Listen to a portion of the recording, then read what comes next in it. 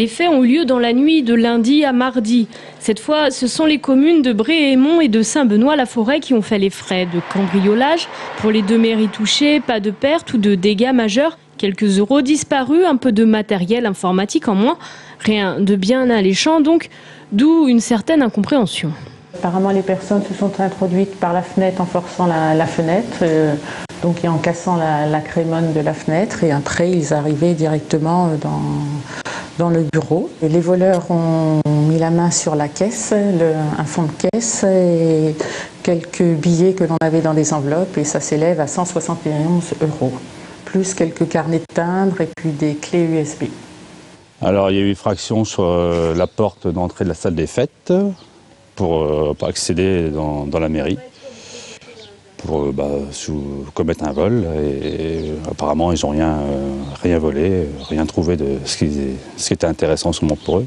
Plus je pense aussi embêter les gens et la gendarmerie, je pense aussi. S'ils jouent au chat et à la souris, ils s'en amusent.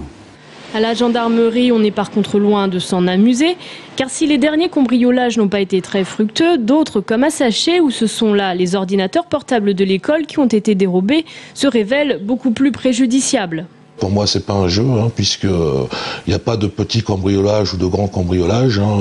De faire une effraction, de faire des dégradations sur un bâtiment public, s'attaquer à une mairie, c'est même pour 2 ou une dizaine d'euros, je ne trouve pas ça un jeu. Et on va tout mettre pour identifier, interpeller ces auteurs. Le fait que de nombreuses communes soient touchées évoque l'hypothèse d'une bande organisée. Rien de sûr selon les gendarmes. C'est pas évident que ça soit la même bande. Jusqu'à présent, on n'a aucun élément qui permette de faire des liens entre ces affaires.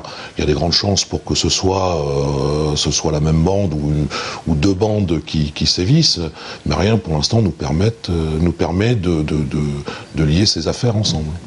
Les patrouilles ont été multipliées et des consignes de prudence diffusées, comme celle de ne pas laisser d'objets de valeur ou d'argent dans les mairies. Reste que la fréquence du phénomène et le choix des cibles laissent dubitatif.